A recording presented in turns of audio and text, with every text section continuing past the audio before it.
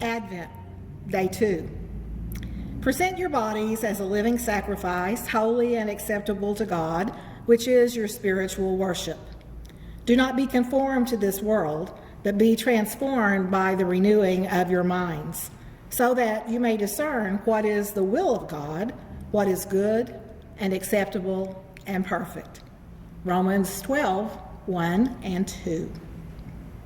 Centuries ago, after the church had become centered and clustered within larger cities, the movement began to develop a Christian way of life consisting of retreat, contemplation, and simple living.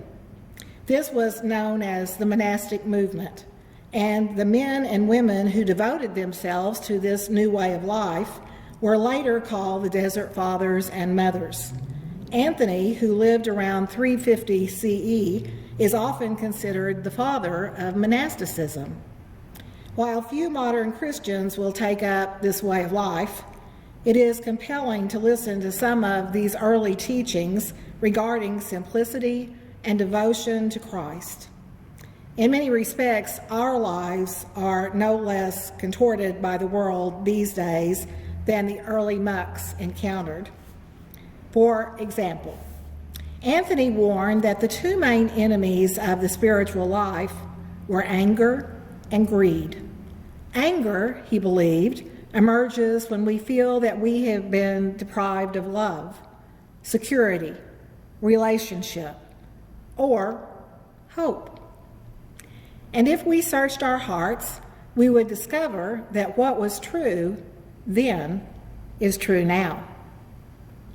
Likewise, Anthony believed that greed flows out of this anger. What we don't have, we want. And not just with money. Greed can also take the form of being in possessive relationships, accruing security in things rather than principles, or even holding ourselves in the center of life. It's not easy to put these things, especially as we prepare for Christmas, with all of its buying and gift giving and stark awareness of our blessings and deficiencies.